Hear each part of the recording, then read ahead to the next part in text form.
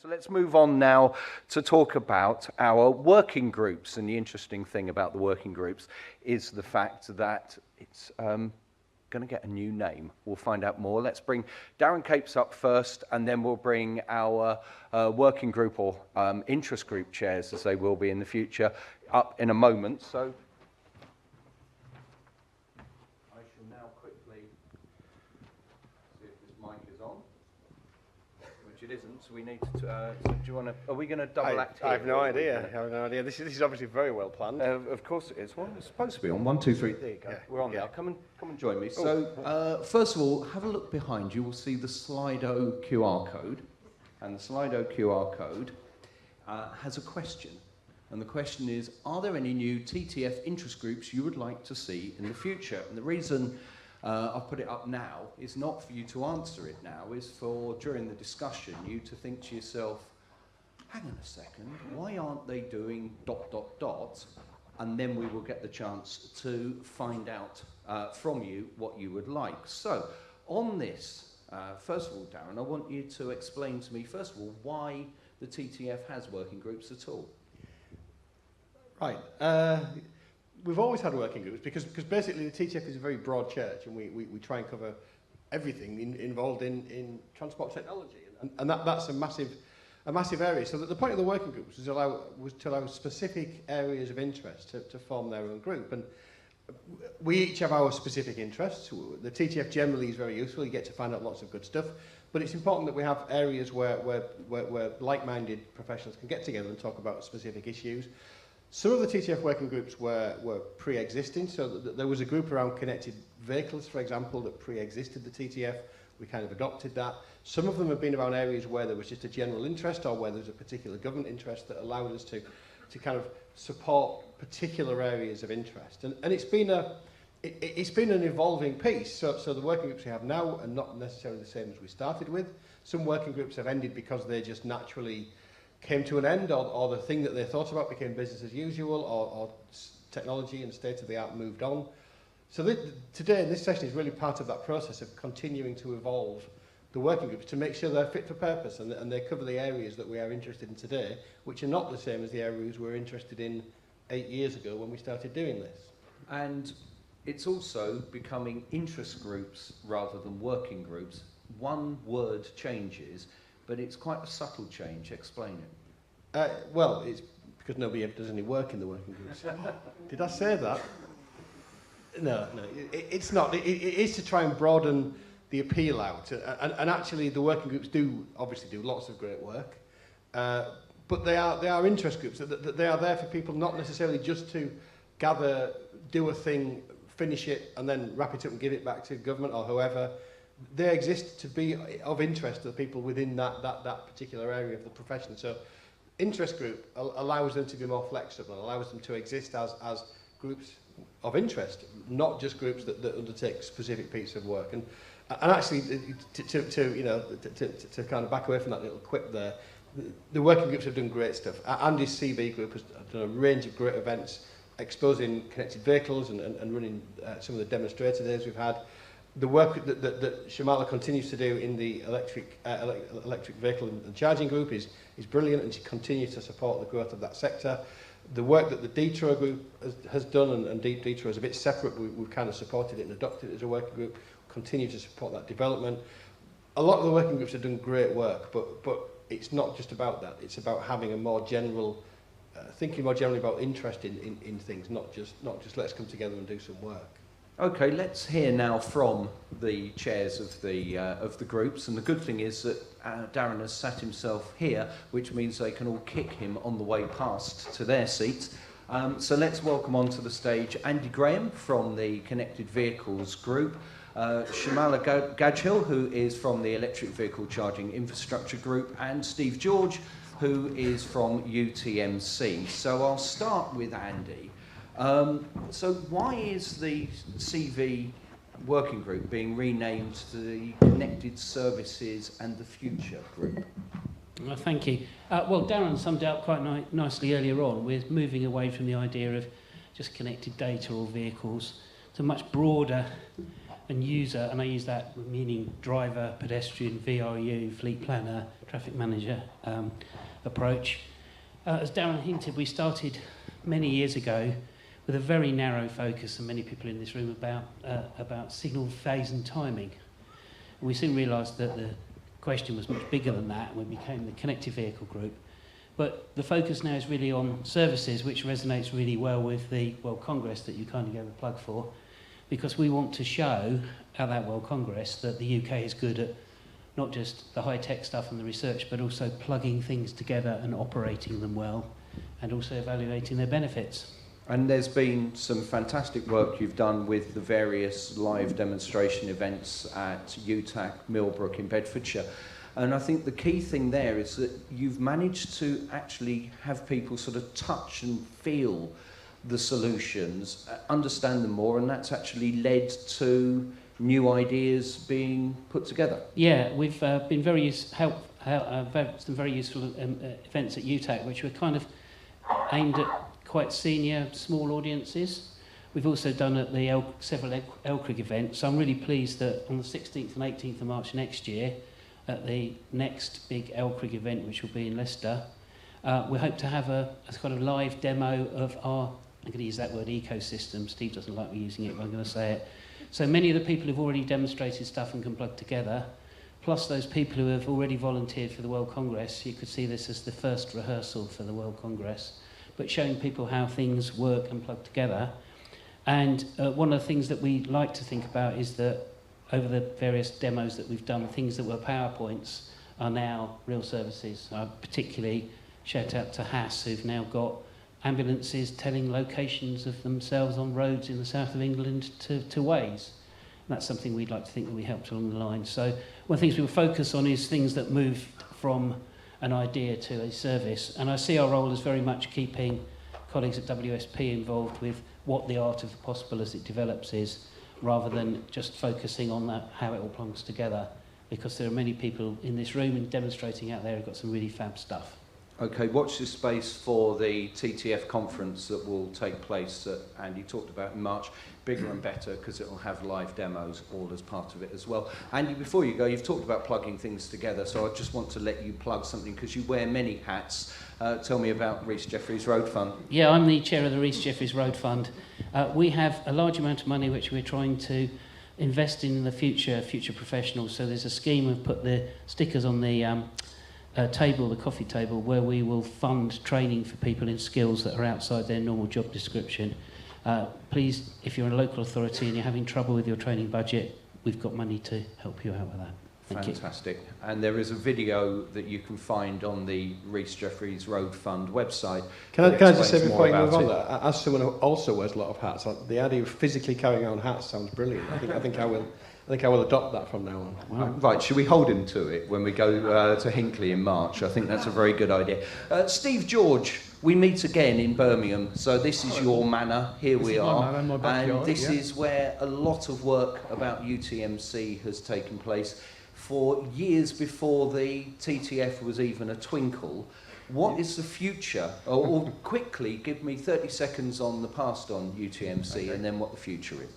Right, well, the past on UTMC, it goes back a really long way, right back to the late 1990s. I came into the ITS industry in 1999, and that was the time of the UTMC demonstrator projects, which a lot of people in this room will probably remember quite well. And I think that formed the foundation of UTMC and the success story of UTMC, because a lot of the output from those projects was turned into actual deliverables and still in use today. Even when we talk about things like messaging signs, CCTV cameras and all that kind of thing, the connectivity between roadside equipment and a common database in station, that's lasted a very, very long time. And funny enough, I still get inquiries from people. Earlier this year, we had a couple of inquiries from Chile about UTMC specs, standards, and where they could find them. So it's had a lasting legacy from that very DFT-sponsored beginning, I have to say, because they put up the money for the demonstrator projects, and virtually all of them were successful and had an outcome. So where we are today, though, with UTMC is in a transition period, because basically UTMC is not really the best place now for new specifications to be developed. Even though the old ones are still in use. So we have transferred everything over to Topaz and to ARTSM, who are far better equipped to deliver the more technical aspects of UTMC, what they may be in the future. So where I see UTMC going is actually aligned with Darren in terms of how we use data and how we make intelligent use of data and delivering services that are tangible and can be taken up. And if we cast our mind back to TTF event back in spring, we rehashed the UTMC glue diagram, which when it originally was put together, it connected physical things on the roadside to a central database. We were now looking at a glue diagram that plugs data together into different places and gets a different outcome, and also looking at things like standards and operational abilities. And we've taken a few steps along that road already by working with RTIG on looking at the future of bus priority, and we've had discussions with BSI and the future use of standards and what is applicable to local authorities and how we could collaborate with them on that factor. So I think turning UTMC into an interest group is also quite a good thing, because I've got about 100 odd people on our mailing list who we don't make any use of. And that's the important thing. I think we can use the group far more effectively if we can engage with the community, which it's always been about a UTMC community, because you help develop it. Well, I remember when I first came into the industry, I went to a UTMC conference, I think it was in Reading, and somebody wrote up afterwards and wrote up the actual event and put, the annual UTMC conference was without doubt the absolute highlight of my year, which means that there was a lot going on there that I missed, or that person needed to get a life. But maybe UTMC working group is where you want to be. Or interest group rather, let me get it right, I'm the one that's talked about it. Shamala, you have been extremely busy at EV charging infrastructure, both with in-person events and with webinars as well, kind of leading the way and helping local authorities actually navigate something that's brand new and changing really quickly. Yes, I mean, this is a new space we are in, and this working group is also quite new. We've only been around for about 3-4 years. It's primarily looking at helping local authorities understand what is required when you are looking to deliver EV network. We are now looking at or seeing a lot of different classification vehicles becoming electric, and you need that infrastructure, otherwise it doesn't work. Having great infrastructure in one place also doesn't work. You know, that knowledge sharing, that knowledge exchange is what this group is about. You know, it's bringing in local authorities who have actually delivered something and then sharing that knowledge on how it is delivered.